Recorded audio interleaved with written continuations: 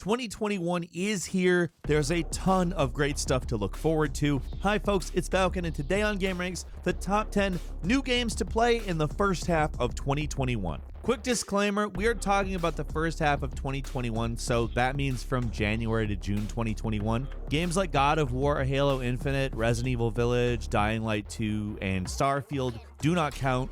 We will probably not be seeing any of those games until the second half of 2021. Keep that in mind, and without further ado, starting off with Outriders. This was a game that we actually expected a while back. It was something that was announced quite a while ago. They started developing it back in 2015. It comes to us from People Can Fly, who brought us titles like Gears of War Judgment, Bulletstorm, and Painkiller. In a lot of ways, it looks kind of similar to Gears of War. However, there's a significantly large amount of role-playing elements incorporated, and it's obviously a completely different aesthetic/world in which you as a human are granted superpowers as a result of this energy storm going on this planet Enoch, which humanity is currently trying to colonize. It's got an interesting look to it, and I kind of think it might play out like a Gears of War meets Destiny situation, and I'm pretty darn interested to see exactly how that plays out. Outriders is landing on PC, PS4, PS5, Xbox One, and Xbox Series X April 1st.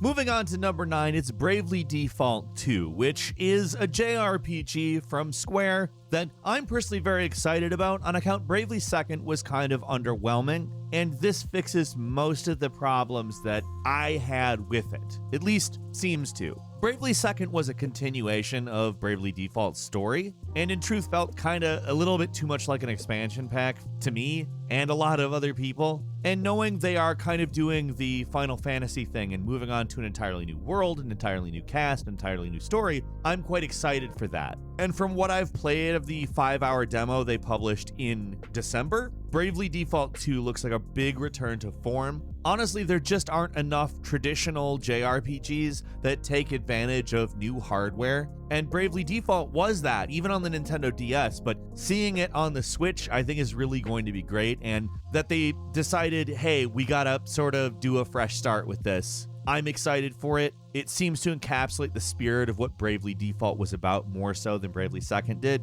and I'm excited for further entries in it. Bravely Default 2 is coming to the Nintendo Switch on February 26th. At number 8 is Monster Hunter Rise, which brings to us the sort of formula that we saw in Monster Hunter World, combined with a more verticality-oriented level design philosophy. Now, that doesn't mean they're throwing out the zoneless approach that they used for Monster Hunter World. That's still there, but they've retailored a lot of what's going on in this game to be good for a verticality-oriented set of mechanics. I think this is a really interesting decision, and I think could result in something incredibly positive. The game was developed alongside Monster Hunter World, with the two teams working on these two games, exchanging information and trying to keep everything in sync. So a lot of the design decisions that were present in World are probably going to be present in Rise. And I think that's a really good thing, because World really did a great job of sort of crystallizing what Monster Hunter is about and adding the verticality that Rise is intending. For all intents and purposes, might be a really big, very cool addition that might influence future Monster Hunter games for who knows how long. Monster Hunter Rise is a Nintendo Switch exclusive, and it's coming on March 26th. At number 7 is Returnal. This is a third-person science fiction psychological horror shooter, which was part of the PlayStation 5 announcement presentation. And not only did it show off a lot of the graphical prowess of the PS5, but it really shows promise as this kind of cosmic horror-oriented, is it in your head, is it not, Groundhog Day, End of Tomorrow type, time loop, dying, trying to escape type story/game. It's of course a shooter, so you know what kind of dynamics you're getting there. It does look interesting in that the suit that you have, which adapts over time, offers different weapons, as the planet, which also adapts over time, ends up having to keep you on your feet. Now, apparently haptic feedback is going to play a big role in this game, and I'm really interested in finding out exactly what that means. But until then, I think looking at the visuals and type of game it is and the whole cosmic horror thing, I'm just really excited for it. I think it could be really special. It lands on the PlayStation 5 on March 19th. At number 6 is The Medium, a really innovative looking game in which you control somebody who is a medium between the regular world and spirit world, and you're generally always controlling her in both worlds at once. And I think that what we've seen of that, given how these two worlds are connected and the things you can change and cause to happen in one world by doing something in the other, offers a lot of really innovative gameplay possibilities. And they've done a lot of touting this dynamic, so it kind of has to work out really well for the promise of the game to be fulfilled, but I'm sold on it. I'm excited to see if it pans out. Like I said, pretty much everything I've seen looks good. It comes to us with a soundtrack from Akira Yamamoto from Silent Hill, and really does seem to take a lot of inspiration from the sort of way Silent Hill works. In order to do the two worlds, they kind of did the fixed position cameras that we saw back in the original Silent Hill. But in a lot of cases, this game looks maybe even a bit more scary. I think there's a lot of potential, and I really hope it lives up to it, because it'd be great to see this Xbox/PC exclusive really work out. The Medium is hitting on January 28th. At number 5 is Destruction AllStars, a game that was originally going to be a launch title for the PS5, and I think is kind of possibly, in terms of multiplayer, a real killer app for the PlayStation 5. It's a vehicular combat game which kind of combines a sort of roller derby type thing going on with, like I said, vehicular destruction, where the point is obviously destroying other players' cars. Now, you get various different weapons and means of destroying those cars depending on what you're playing as, and even when your car is destroyed, you're still wandering around the arena, pretty vulnerable, but also with the ability to change things going on in the battle with special powers, and in some cases, the ability to take others' cars. Honestly, this just looks like a hugely fun party game. I hope it lives up to the hype, because I will waste so much time on it. Destruction AllStars is landing on PS5 sometime in February. At number 4 is Ratchet and Clank Rift Apart. Now, this again was a big part of the PlayStation presentation and showed us a lot of amazing technologies on top of, being a new Ratchet and Clank game, which I'm going to just say anybody who likes platform games or shooters or the sort of intersection of the two, or just is a fan of Insomniac games, that's great. However, like I said, some of the really cool stuff I think that is worth paying a lot of attention to is like the teleportation dynamics we saw in the trailer. This is going to be an insane game.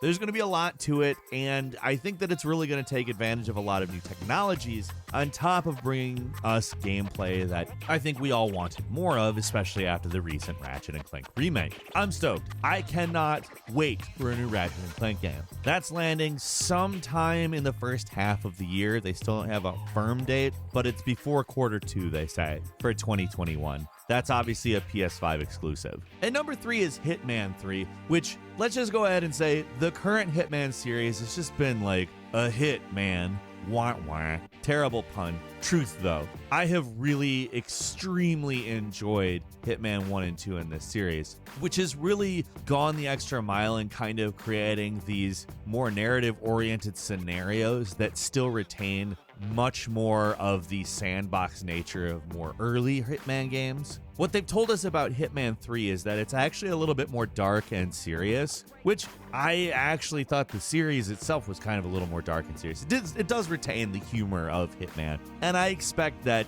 that's probably not completely gone either. As far as stealth assassination goes, the current Hitman series has just been absolutely amazing, and rounding out the trilogy is Hitman 3 hitting on PC, PS5, Xbox Series X, PS4, and Xbox One, January 20th. And number 2 is Back 4 Blood, a spiritual successor to Left 4 Dead, brought to us by the developers of Left 4 Dead, Turtle Rock Studios. I'm excited about this because, frankly, after Turtle Rock split from Valve, we've really just needed this thing.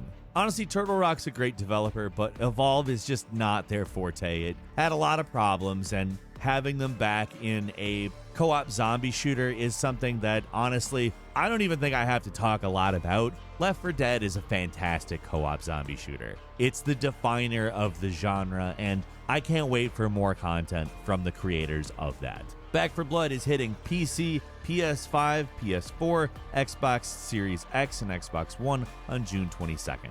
And finally, at number 1 is Deathloop. This is probably the game I am most excited for on this list, so I'm stoked it's at number 1. Deathloop is the next game from Arcane Studios, the developers of Dishonored. Really just fantastic devs. And Deathloop looks kind of like Dishonored on steroids in a sort of techno-future setting where there's a time loop, and it looks like it ramps up everything that we know about Dishonored to take advantage of a new generation of hardware, as well as a new aesthetic and world. Really, it looks like something really fresh, while also being a continuation of the power-oriented gameplay we see in Dishonored. As far as I'm concerned, Arcane is really just one of the best devs out there. I absolutely love the Dishonored series, and I cannot wait to play this. They were acquired by Microsoft, but thankfully this was a game that PlayStation owners are going to be able to play. It's landing on PC and PS5 on May 21st.